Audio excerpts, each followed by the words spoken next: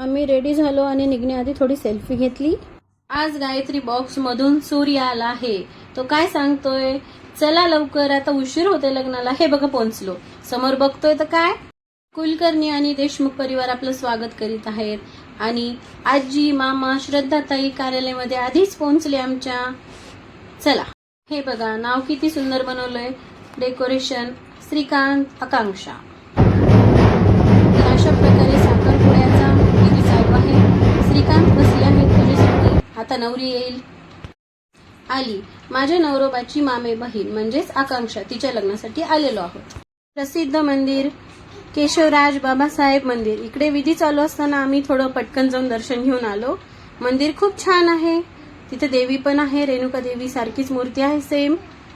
जय रेणुका देवी। दर्शन घेऊन आलो आणि समोर बघितलं तर साखरपुडा चालू आहे। वन डेचं लग्न असल्यामुळे साखरपुडा सकाळीच झाला। इथे विचार करतोय कोण अंगठी घालणार।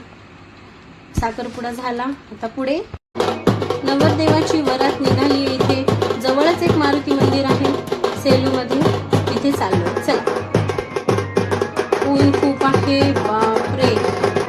तुमच्याकडे काय म्हणतोय ऊन, गरमी कशी आहे कमेंट मध्ये नक्की सांगा। हे बघा किती मस्त डान्स करतायत, एन्जॉय फुल टाइम। माझ्या हातात मोबाईल असल्यामुळे मी काही समोर नाही आले, मी सावलीतच थांबलेले होते। हे बघा मामा आणि मामी फुगडी खेळताय, हरीच की अय हय नंबर आहे।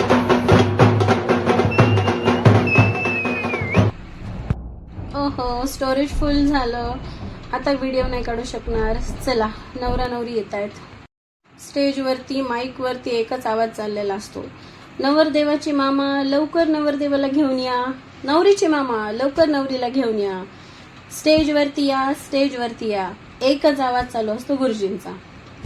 चला, तर आलेले आहे दोघ जण, आता हार घालतील। हार घालतानाच एकमेकांना घालतील व ते एकमेकांचे होतील। जुळून येती रेशीम गाठी, कुलकर्णी आणि देशमुख परिवार। एवढी गरमी आहे की मोबाईल सुद्धा गरम झाला, त्याच्यामुळे व्हिडिओ कंटिन्यू नाही करू शकले। बाय।